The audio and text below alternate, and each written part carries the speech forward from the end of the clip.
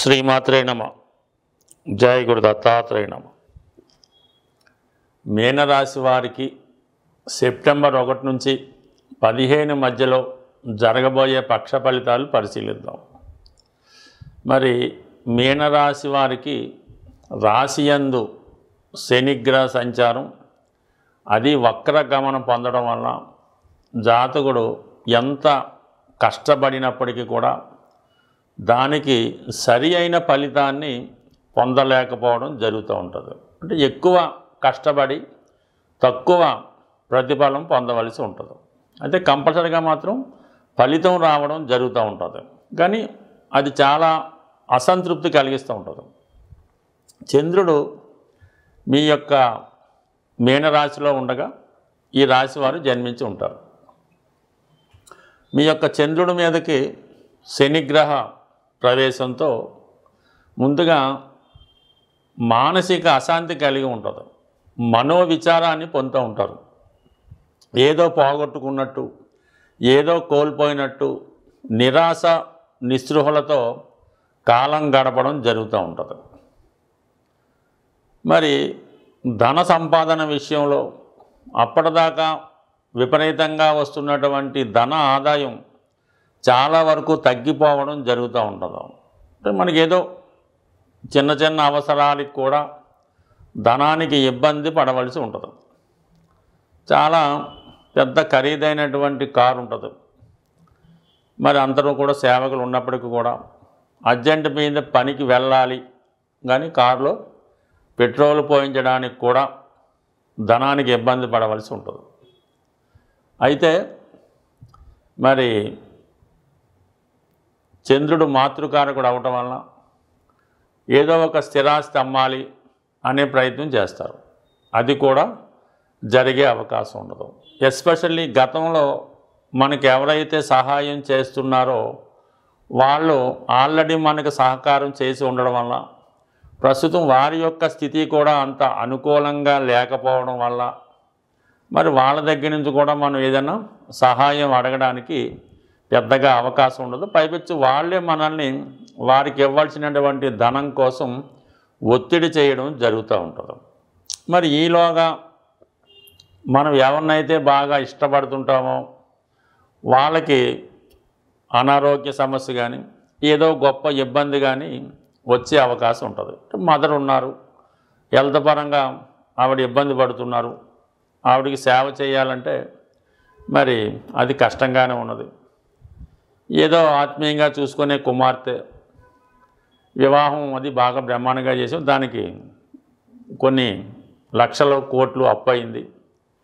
ఆ అప్పు ఇంకా తీరలేదు, దానికి ఇంకా వడ్డీ కడుతుండగానే అమ్మాయి యొక్క వివాహ సమస్య ఏదో ఒకటి వచ్చి ఆమె కూడా ఇప్పుడు ఇబ్బందుల్లో ఉండడం, ఇవన్నీ ఈ జన్మశని ప్రభావం వల్ల జాతకుడికి జరుగుతుంటాయి. అంటే ఇవన్నీ ఎప్పుడూ ఉన్నాయి, ఇప్పుడు కొద్దిగా ఎక్కువ. దానికి కారణం ఏంటంటే కుజుడు శత్రుస్థానం నుంచి చూస్తడం మిమ్మల్ని.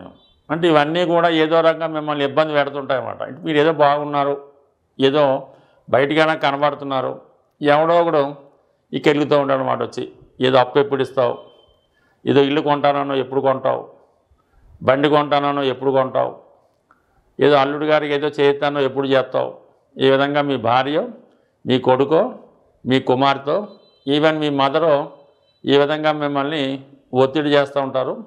అది మిమ్మల్ని మరింత మానసిక వేదనకు గురవుతూ ఉంటుంది. ఈలోగా రాహు 12లో ఉండడం వల్ల అనవసర సలహాలు కొందరు ఇస్తూ ఉంటారు అన్నమాట. ఈ బ్యాడ్ సలహాలు ఇచ్చి ఎంతకాలం ఈ బాధ్యతలు, నువ్వు దాని నుంచి బయటపడు, వీళ్ళందరినీ వదిలే, నువ్వేదో హ్యాపీగా ఉండొచ్చు అన్నటువంటిది ఒక సైడ్ ట్రాక్ నుంచి మీకు ఇలాంటి సలహాలు మిమ్మల్ని వక్ర మార్గంలో నుంచి బాధ్యతల నుంచి బయటపడే విధంగా దిక్కుమాల సలహాలు ఇవ్వడం జరుగుతూ ఉంటుంది.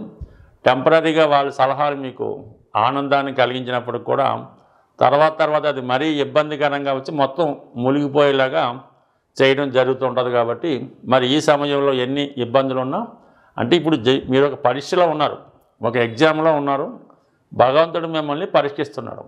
ఏమాత్రం మీరు ఫెయిల్ అయినా, అంటే ఇలాంటి ప్రలోభాలకు లోనైనా, బాధ్యతల నుంచి తప్పుకున్న, సైడ్ ట్రాక్ పట్టిన, ఇంకొక మనీ ఎగ్గొట్టే ప్రయత్నం చేసినా, 100% దాని యొక్క పర్యవసానం మరింత ఇబ్బందికరంగా ఉండే అవకాశం ఉంటుంది.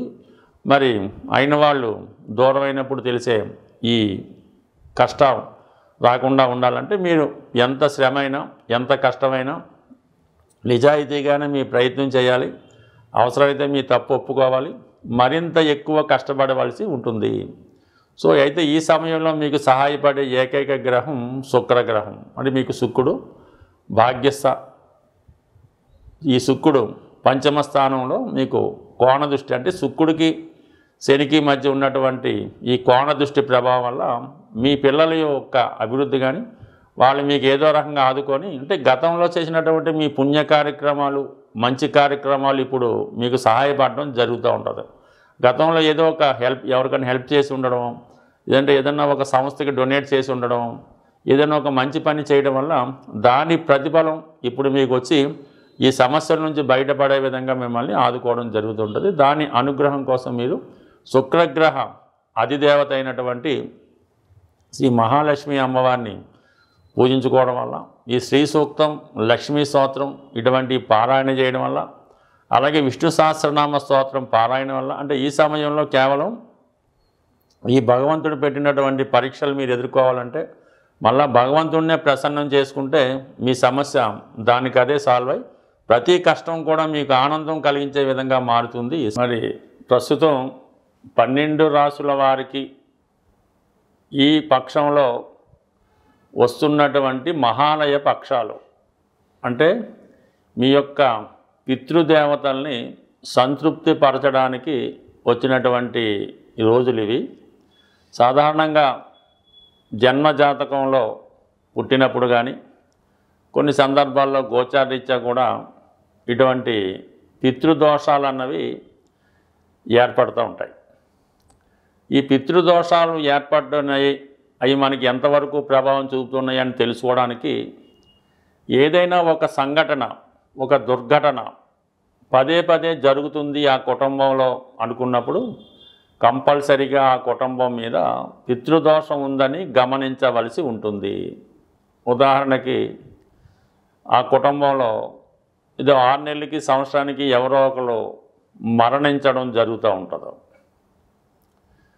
కొంతమందికి వారి యొక్క పెంపుడు జంతువులు మరణించడం, మళ్ళీ ఇంకోటి తెచ్చుకుంటే మళ్ళీ 6 నెలలు చనిపోవడం, అలాగే ఈ మనకి ఈ పాడినిచ్చే గోవులు కానీ గేదెలు కానీ ఏదో కారణం వల్ల అవి చనిపోవడం జరుగుతూ ఉంటుంది.